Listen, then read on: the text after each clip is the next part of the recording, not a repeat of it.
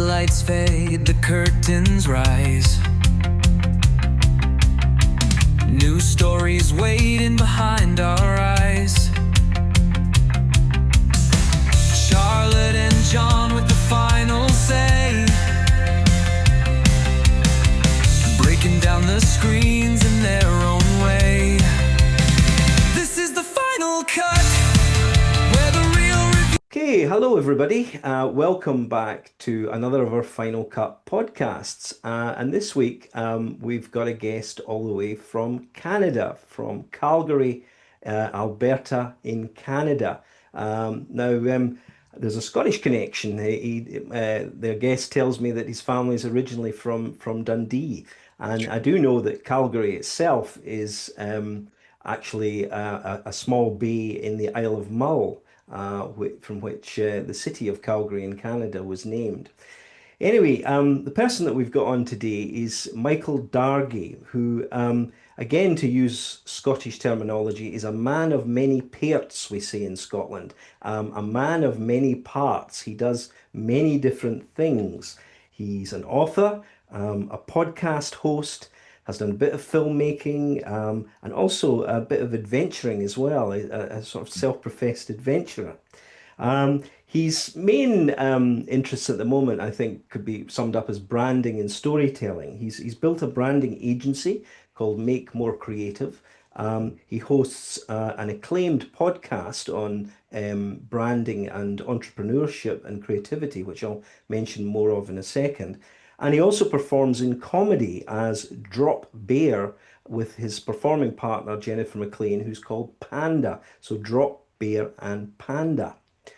Now, not only that, I don't know how he has time to sleep, to be honest, because not only that, he's a black belt in Japanese jiu-jitsu, an advanced scuba diver, a championship kart racer, as well as a motorbiker.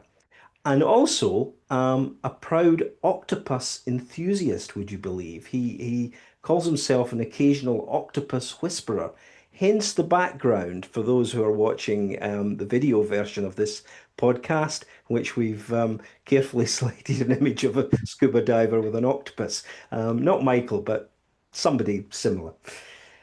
So anyway, Michael leads the Rebel Rebel podcast, which is an award-winning podcast that's been nominated repeatedly for the Canadian Podcast Awards in Canada for Outstanding Business Series, in which Michael celebrates those creative rebels, the rebels either whether in business or creativity, who dare to do different.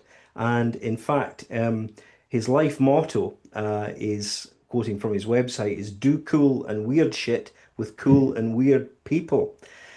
So as you can tell from that, Michael is deeply rooted in storytelling. He's done some work for the Loose Moose Theatre Company based in Calgary, particularly around improv. But probably more to the point for this discussion, has also been involved with brand strategy using his trademark method of brand jitsu, no doubt riffing on his black belt in jiu-jitsu. And he's recently authored a book called Brand Jitsu: How to Move Your Brand from Meh to Memorable, which he's showing right now for those watching on YouTube, published by Dundurn Press, and has been released and is available on all good websites and no doubt a few bookshops as well. So, I'm breathless after that because there's so much to cover. But Michael, a warm welcome to our latest Final Cut podcast. Oh my gosh. Well, thank you both for having me. This is great. This is such a privilege. Well, And thank you. It's a privilege for cephalopod. us. Well, as is we tend to do, I tend to kick off the first question. So basically, my question is very simple. It's a two-part one. How did you get started, and how would you recommend to young people today to get started in the field that you're working in? Oh my gosh. Great question. With way to start it off easy, John. We'll do the simple one. How did you get started, first of Yeah. all? Oh my goodness. Um, uh, mm, it's a difficult one to answer succinctly, only because I think I sort of fell into it. It Mm. it wasn't a plan. And that is just kind of how my life works in general. There's no real plan. I just sort of show up, I say yes to stuff, and then it moves on from there. So, many years ago, I was the communications director for a company called Service Intelligence. We worked with Fortune 100 brands across North America. We were based in Calgary and Seattle. And I think probably I cut my teeth there working with big brands.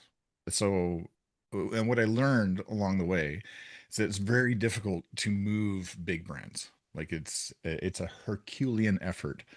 It has to be coordinated. It has to take time. And when I ended up getting packaged out because our company got bought, and I had some time on my hands, so I did some work for other large brands because that's what I knew. And I decided I didn't love it. That it just I wasn't making the impact I wanted to have. So I spent a year teaching at one of the universities here in the communications faculty while I decided what to do. And then I said, well, to heck with it. I'm just going to hang up my own shingle and I'm going to do my own thing. I'm going to help these small to medium-sized businesses, SMEs, show up like the big guys because they knew the playbook that the big guys use. So why couldn't a small business, do that exact same thing? And I started that in 2006, and here I am today, still doing it. So that's the agency. I think it's called Make More Creative. Correct. Yeah. Originally, it was New West Creative, and then it pivoted as things do over time. And since, oh gosh, 2013 has been Make More Creative, and it's more of So, a. Sorry, so go what, ahead. so what is it your agency does? Is it it helps the small brand or small companies to be shown online? Is that correct? Or We help yeah, any size company. Like we still do work with large, like really large companies as well as really small companies. We help people find, shape, and share their stories with the world so everyone gets it. And that's the premise behind this book. Mhm.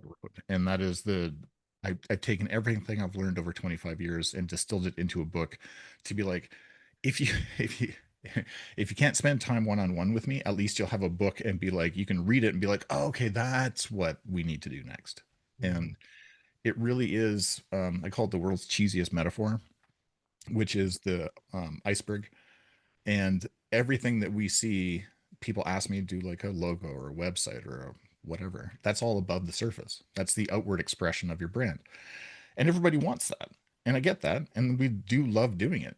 But it's what's below the surface that's the most important part, which is, your values, your vision, your purpose, the brand DNA, the thing that makes you you, uniquely you, and then your personality, how you show up in the world, and then who you're serving. Like the customer is the hero of the story. You're not.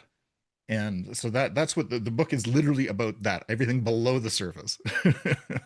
And I don't even touch really above the surface at all in it. Mhm. And you make a great play, I think, about authenticity and authenticity being key.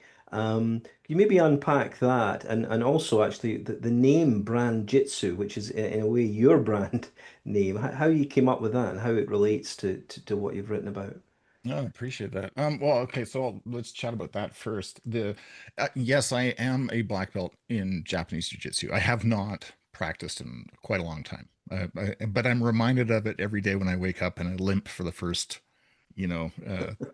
for the first hour of my day. Japanese jiu-jitsu, um, we taught military, police, security. And if you couldn't learn a technique in Japanese jiu-jitsu in 3 minutes or less, it would be useless to you in combat. That is the whole genesis behind it. So it's not a game. It's not a sport. It is to interrupt, stop an attack, and prevent further attack. And that's as far as brand jitsu goes. This is just a really, really quick way to learn how to find, shape, and share your story. This is not that's as much as I get into martial arts. It's a fast and effective way to do a thing. Mhm. Brand means story in my world, and jitsu, which is art or technique in Japanese. So the idea here is that it's the story technique. So how can you distill your story? How do you focus your story? And then how do you share it with the world? So that's where that came from. And if you think about stories, so if I bring you back to sort of filmmaking and things like that, so what first draw you to storytelling? And I mean, and if you do have work in films, etc., what was it that you were so passionate about it? Um, well, I mean, you can say so much with even like we do a lot of film work. You can say so much with so little. You can say so much with color. You can say so much with a camera move. You can say so much with one word delivered well. Do you know what I mean? Like that's what I love about storytelling, and that's what I love about when a brand gets it right. They say so much because there's so much subtext there to lean into. That makes sense. Yeah. So I don't know. Always loved stories. I love telling stories. I like when people lean in and they're into the story that you're telling.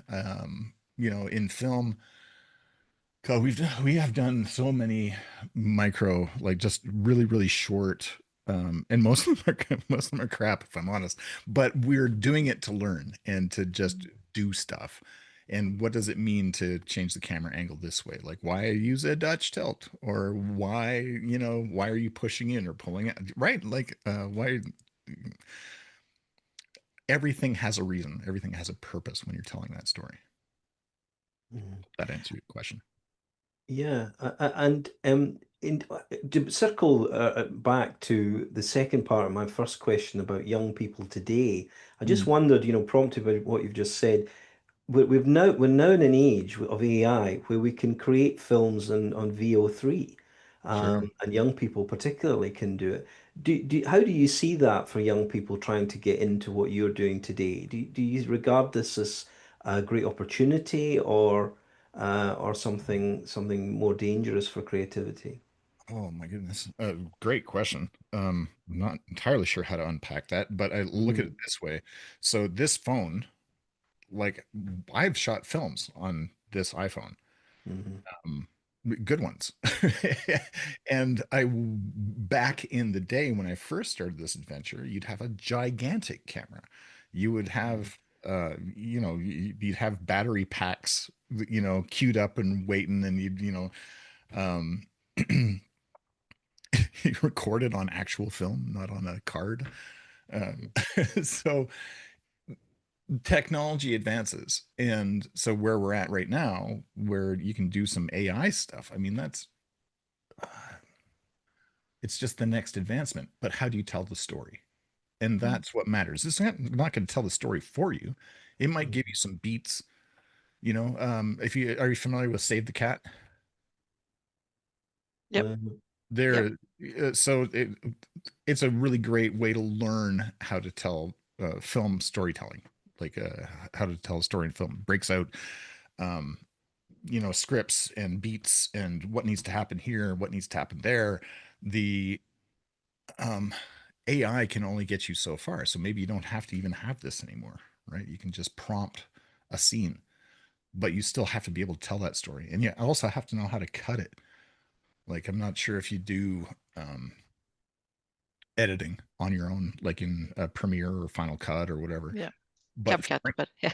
frames matter, and that is the bane of my existence. Is like I care about every single freaking frame, and I also love deleting them. Do you know what I mean? Like there's nothing better than shaving 3 frames off of a scene where you can just cut it because you're like, we don't need any more than that. We can get to the next beat because we got out of our way. So, so for you then, what is it that makes a story worth telling? Say, even if you say it's a film, it's a stage, a podcast, because you've been a comedian, so as a joke, or what kind of criteria and things do you use for why do you Um, tell a story? yeah, another great question. For me, anyways, it's what's real. So I think John, you mentioned earlier authenticity. I think that's a huge part. So telling a story that's true and not trying to make it something that it's not. I mean, so that then becomes a very broad answer. What are you trying to tell? What truth are you trying to get at?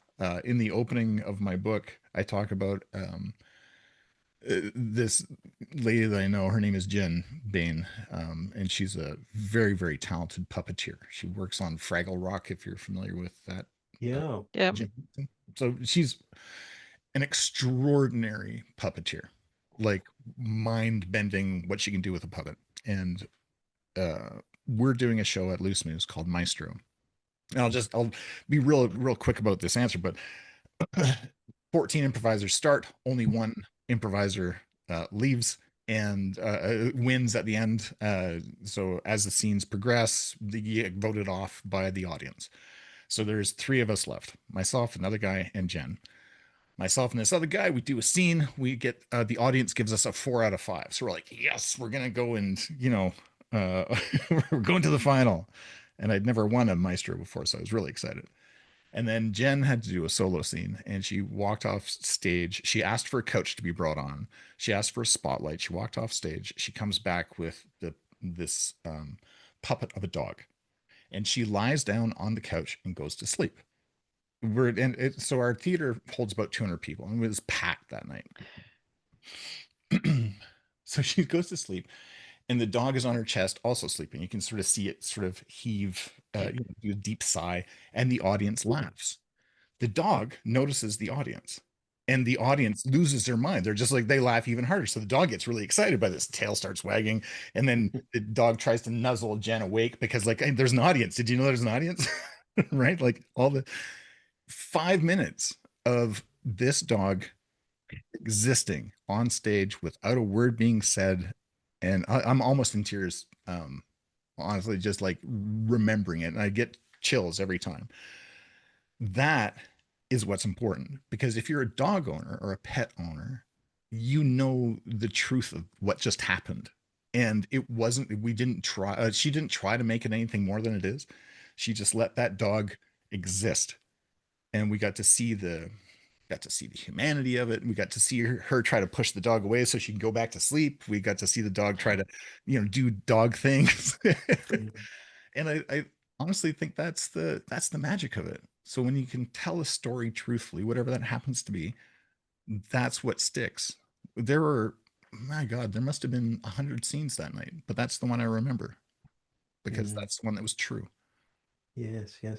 Well, as dog owners, Charlotte and I certainly can identify with that sentiment. But to circle back to the title of your book, then, so Yeah. using storytelling, give us some practical examples of how a company brand can go from meh to memorable in terms of the techniques that you've been discussing. Sure. So the if we go to this idea that truth is what matters, Mm, and that's what people will remember, that's what will make it memorable. We can be um, milk toast about stuff. We can be like meh. We can just be like, we just show up like everybody else, and that's fine.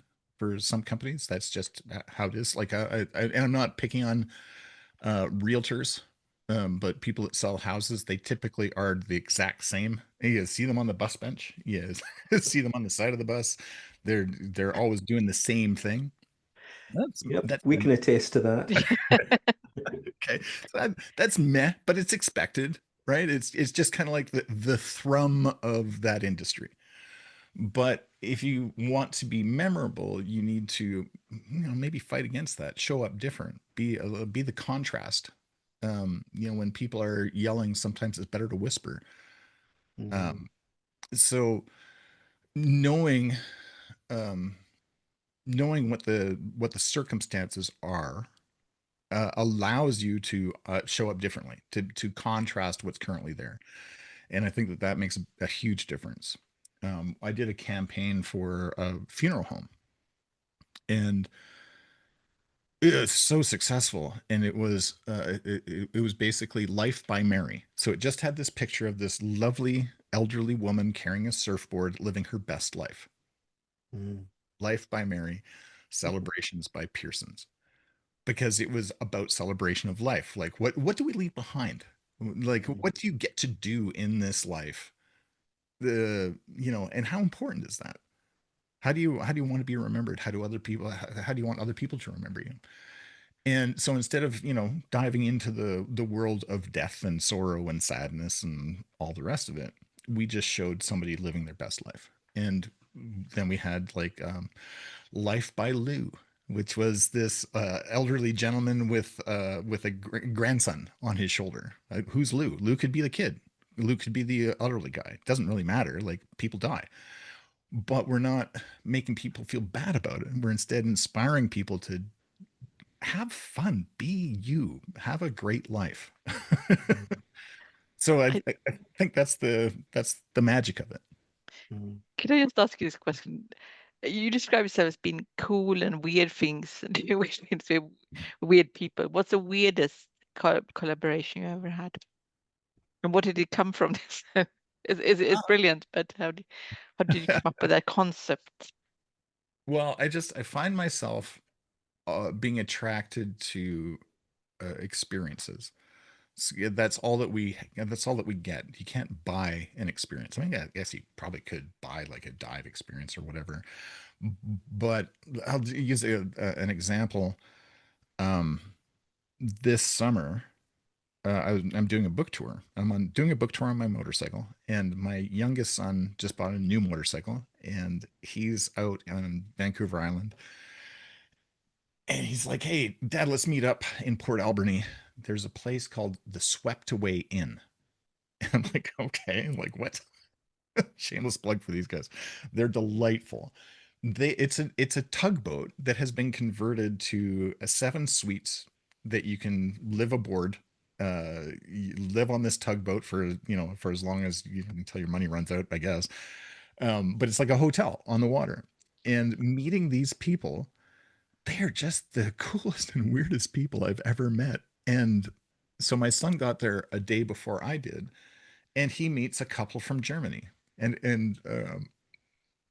then last night he called me. He's just like, "Oh yeah, I can't remember their names, but they're in Calgary before they head back home." So we took them out. We showed them Calgary. We went for dinner. We did the stuff, and then I sort of flashed back to our time on the tugboat, talking to the owners and where they came from. He was a professional soccer player. She's an incredible chef.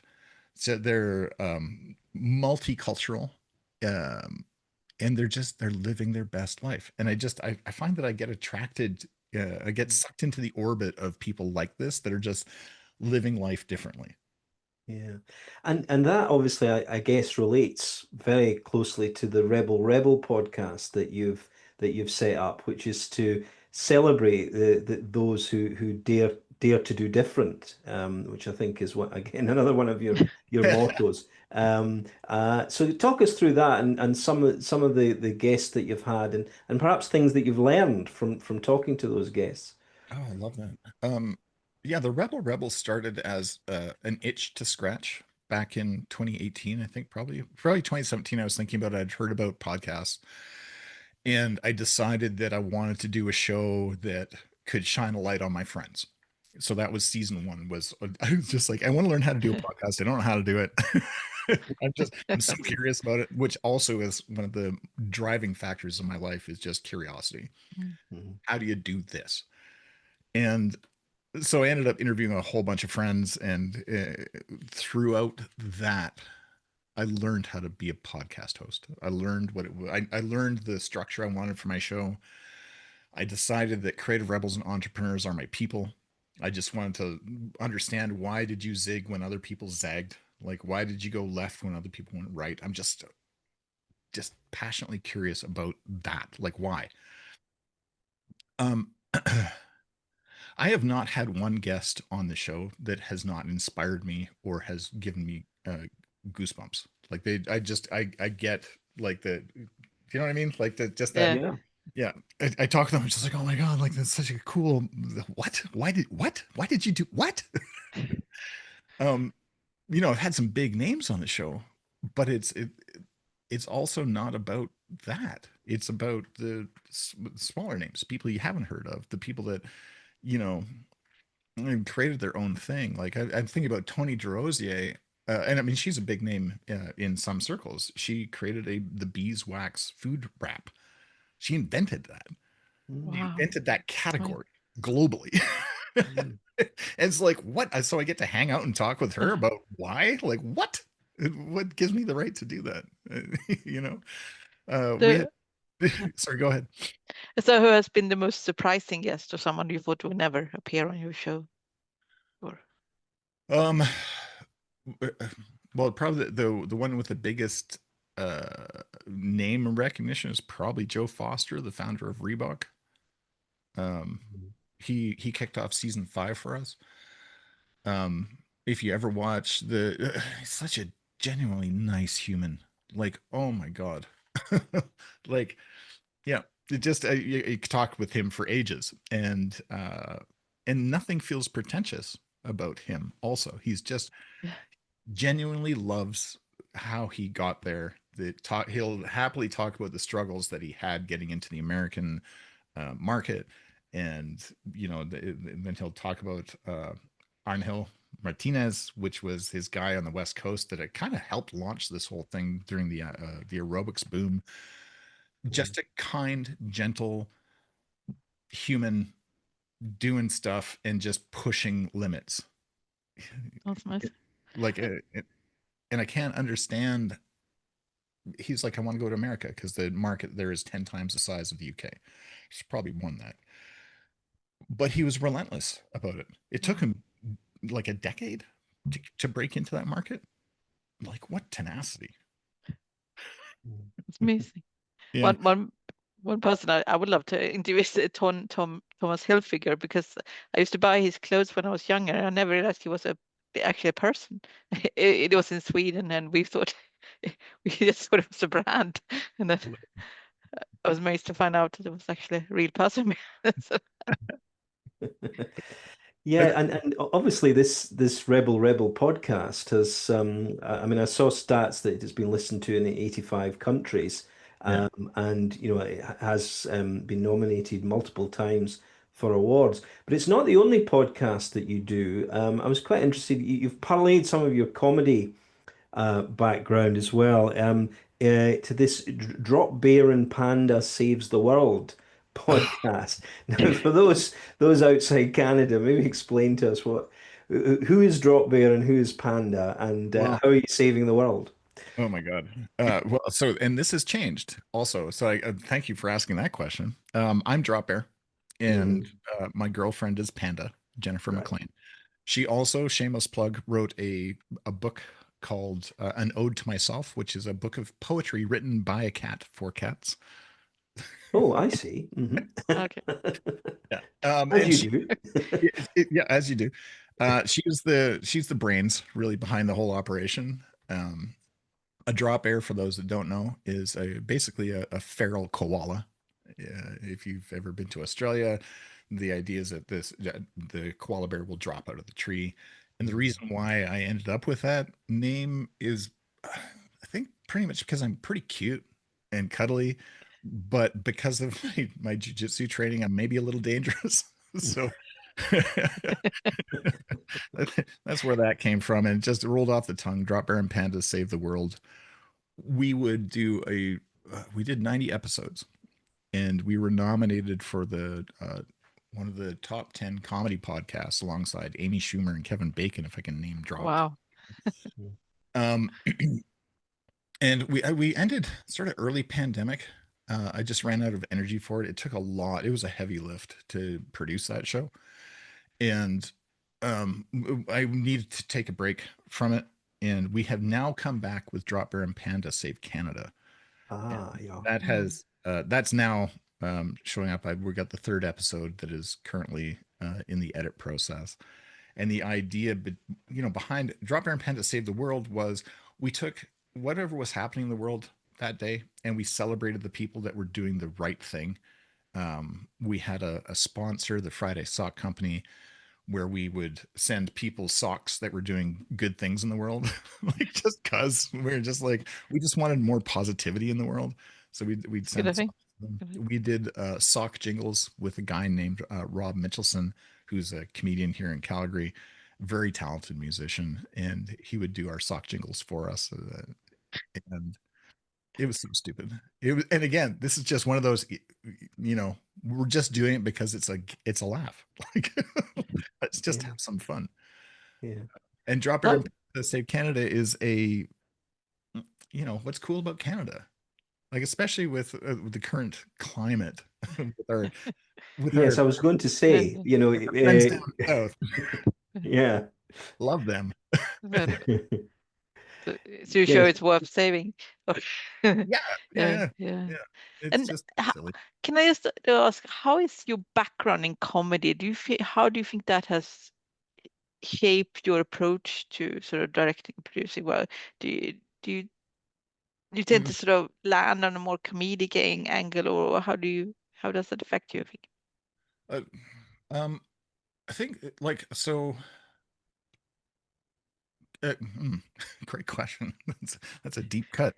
Um, I'm not really funny. I have funny experiences.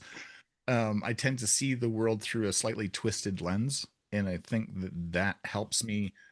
Um, I'd like even do a campaign for another company where it was like 5 out of 5 doctors say that living longer and having fun is you should do that and ask your doctor if living longer and having fun is right for you. That to me is comedy gold because it speaks to a truth that we all want to live longer and have fun. Um, with improvisation, you learn to say yes, and it's a bit of a cliche. You say yes, and Mm, I do think that that's been maybe a driving factor in my life is just to say yes and what happens next. Like I just agree with it and move the story forward. So um, when I've done stand up. Um, Maybe I've done like 15 shows. I'm not accomplished at all. But what I loved about that was you could tell the story at your own pace in your own way, and you could see what works and what doesn't work. And every audience is different, so you don't know whether the comedy gold that you wrote just didn't hit that night because the audience was too drunk, or yeah. you know what I mean, or maybe you need to change up your pacing, or you need to give a beat between how you deliver this line, pause, and then hit the next line. Like all these things matter. So I think that having a lab like that where you can test things out is really important for storytelling. Mm. Yeah, I mean, stand up is absolutely terrifying because it's just you and the mic, and if it ain't funny, if it isn't landing, it's you've got a problem. I guess that will also parlay into your work with the business world because a CEO has to stand up and give a speech, Mm. or myself. I mean, I used to be a university lecturer, so I gave many lectures. In a way, it's akin to stand-up comedy. So making, standing up in It's public and making a speech. Certainly my lectures were, yeah. were comedy, yeah. But you know what I mean? It's quite an undertaking, isn't it? It's terrifying, in fact. It is. And what I noticed with the so improvisational stuff. So Loose Moose is um, one of the very first places improv comedy happened in the world. So that Right. like Loose Moose, Calgary, Mm. Keith Johnstone. Then there was the IO Theater in Chicago did short form, or pardon me, long form improv. We do short form improv. Um, the cool thing about it is, Keith would say that you have about 30 seconds where you can do whatever you want on stage and the audience is with you. Right. Right there, we're Mm. just waiting to see what happens next. And how do we create that circle of expectations where the people now can know where that story might go? And he calls that a platform. Who are you? Where are you? What are you doing? Who are you with? And what's your relationship? If you can get those 5 things sorted within 30 seconds or whatever, the audience will know where that story can go. Mm. I took that whole concept to brand jitsu, and I'm just like, what do you do? Why do you do it? Who do you do it for? And why do they care? If you can answer those 4 questions, and this is the same with filmmaking, Mm. storytelling, people understand the circle of expectations. Is this for them or not? That helps connect you to the audience if you just get right to the point. If you have that platform where people can be like, oh, yeah, okay, cool, I get it. Or be like, oh, I get it, but no. I don't want that. That's really cool. That's a great tool to have. Mm. So that's great. So it's the 30-second rule essentially. Yeah. You give them 30 seconds and hope they're running with you. Yeah. I have watched people on stage. There's a couple people that come to mind that have literally walked out on stage by themselves in front of an audience of 200 people and not done anything except just sit there and think for 30 seconds. And the audience is Gosh, enthralled, yeah, right? Like it's just, it's how you show up. And if you show up authentically, the audience will be there for it. If you show up and you're trying to make it something that it's not, the audience will know. yeah. And obviously that relates directly to what you were talking about earlier with brand jitsu and authenticity. Yeah. And the idea of I mean I was thinking as well, that funeral ad in some ways reminded me a little bit of slow TV as they call it. Certainly a term that's used in British television circles, which is the idea that so much TV is fast and fast editing, so people just go meh. But if you slow it down, and you only have a few edits over, say, several minutes, the audience will pay more attention. So I guess it's that same notion on stage. If you have a stillness to you, Yeah. people are going to pay attention. I think so. Yeah, Yeah. absolutely. Yeah. Have you ever seen the British? I'm sure you have, but the British version of Ghosts. There's a American version and a British version. Yeah, well, in fact, it was the British that created it first, actually. I Well, yeah. think. Well, and this is my point. Like that's the best one Yeah. because like I watched the American version. I'm just like, Yeah. ugh. Like it was kind of like the Yeah. American version of The Office. Yeah. Like the British version with Ricky Gervais was freaking brilliant, right? Because the Yeah, pacing was right and Yeah. the dialogue was right, and same thing with Ghosts. I find that take um, much more interesting than the American sort of fast food culture. Mm. yeah, I Of think maybe it was a bit because maybe the characters they resonated very much with the audience, that they knew who they were, the politicians. yeah, They would have maybe come up in the British tabloid or something. So I think it was something that yeah, people resonate. That I think that's why it was successful. I just my theory. yeah. But But I agree. can I ask you a slightly different question? Yeah, how do you balance it all? You're a podcaster, filmmaker, brand strategist. How do you, do you manage to balance your life in doing all these Oh well. something? My girlfriend will tell you that I probably don't balance it super well. I tend to run as hard as I can, as fast as I can until I hit a wall. I leave like a Wile E. Coyote shape into that wall. Um, I don't know, it's fairly regular that, probably every 6 to 8 months or so, I'll hit a wall and I'll just I will be unable to do anything for a week or two where I'm just like I'm spent. Um, and this is not the way to live. I'm not Mm. prescribing this for anybody, uh, but it's just how I do it. I don't know any other way than I'm a charge blindly into the ocean guy, not a wade slowly into the ocean guy. Mm. Now, the mention of an ocean brings me to the most important point Yeah. that we need in this podcast, Oh my gosh. which is you describe yourself as an occasional octopus whisperer. Okay, but Mm. the problem is I've looked at where Calgary is on the map, and there ain't no damn ocean and no octopi. Maybe Sea Life You know, Center maybe a or sea life center. So explain to us why the interest in octopi, because that's the plural of octopus. But also, how on earth do you do this octopus whispering? What is it? Uh, oh, so many great questions. So here's a weird fact. So Calgary has more scuba divers per capita than any other place in North America. You're wow. kidding. No. Really? Yep. You can check it out. True. I don't know why. Don't ask me why. I suppose, maybe it's the oil industry or the energy industry. There's lots Mm. of people that used to have disposable income that would go places. But um, I became interested in scuba diving. Uh, I did a dive, my first dive in St. Croix in early 2000s, and I saw an octopus. I saw it squeeze itself into like a little pipe. I Mm. also almost died from a scorpion fish, but the dive master was there being like, don't pet that. So, so that was a thing. And I just decided to, I love being underwater. My, I was supposed to be a marine mammal biologist. That is what my life trajectory was going to be. I would watch the oh gosh, the undersea world of Jacques Cousteau when I was growing up. My parents would rent the film projector from the library. We'd watch that on, like, we'd have the screen, did the thing. And the aqualung was like fascinating to me. And I couldn't imagine that you could actually go underwater and be in this whole different world. And it took me a long time to get there. When I did, I couldn't let it go.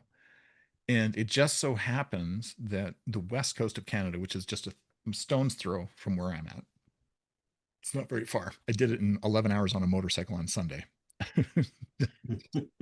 I'm still recovering. But it is some of the best diving in the world. And the giant Pacific octopus, and if you just appreciate this for a second, they have essentially 9 brains. So the one in their head, Wow. each arm has its own brain called distributive intelligence. And they're able to recombine their RNA at will based on their environment that they're in. They are creative problem solvers. They are curious. Oh my God. And they are just, I don't know, the most extraordinary being on earth. So I have had occasion where I've been scuba diving and I get to hang out with these creatures because you can always find them because there's like there's a pile of crab shells right by wherever they live. Like it's kind of like their compost. So you always know there's Trademark. one. Yeah. And so, I've teased some out. I've hung out with them. I've gotten to, see them in their environment and appreciate them in their environment. And I don't know, I'm fascinated by them. Um, Mm. Well, they're they're so alien, aren't they? I mean, there's even some wacko theories that they are actually aliens, but they are completely alien to what we are, and yet, as you say, extremely intelligent creatures. oh yeah, As you say, a redistributed intelligence, yeah, um, pretty smart. yeah, yeah. This arm has its own brain doing its thing. This arm has its own brain doing that thing. Then the other brain is like doing another thing. They're crafty. There's pardon me. There's some really great stories about octopuses in captivity who just get into trouble. Like they break out. They are, Yes. um, they'll end up going to the next tank over that has the tasty fish, and they will devour those tasty fish and then go back to their own tank so that when the people come in to check in on them in the morning, the octopus is just sitting there doing their thing, but that tank is empty across the way, and they don't know how that happened. Can I just ask you though, how did you move from being a marine biologist to telling stories to brands to I how? don't. I don't know. I think that yeah, I desperately I thought marine mammal biologist was my thing.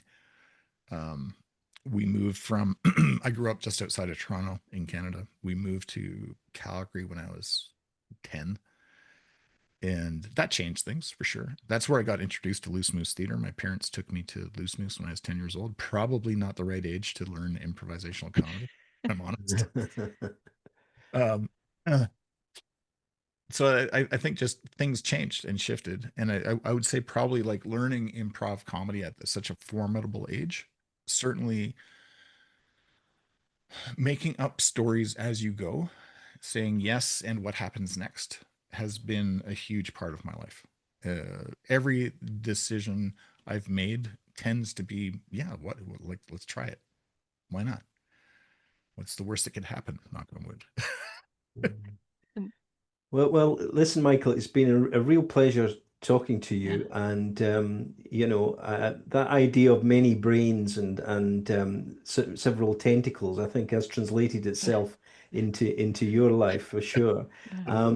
So audiences can find Michael's book online and also check out his website, michaeldargie.com. However, first we need to ask our final question. So we Exactly. Yeah, well, I always was just coming to that, we Charlotte. will But yeah, I we was just going to say over to you that we always ask this as the final yeah. question. Oh, yeah. So, Okay. The so final the question. okay, so what would your advice be to your 21-year-old self, your younger Michael? Or what Yeah. would There's so many things I would tell myself. Um, here's some. Hmm. I was a dad at 22. Just Right. so you know. mm, uh, and so if I went back a year and I could see, trajectory? yeah, trajectory and stuff like that, I think my advice would be believe in yourself. Mm, You're not going to, but you just need to. So if that makes any sense Mm, whatsoever, there's this whole idea of imposter syndrome that we hear about so much. There's this, should I, am I allowed to, what if? And I really do think that that advice, I think I've taken it, um, but I think I forget it time to time, right? Just, believe in yourself. You got this. Yeah. Step forward. Churchill once said, when going through hell, keep going. Yeah. okay. Back to you, Jan. Well, only just to say thanks very much, Michael. I mean, it's been truly an authentic conversation, chiming in with what you say is the most memorable brand. So thanks ever so much. And as I say, Michael's book is available from Dundrum Press, published this year. There it is for those watching on video, and you can check out his website as well, michaeldargie.com. Thanks very much, Thank you. and There's Life by Mary.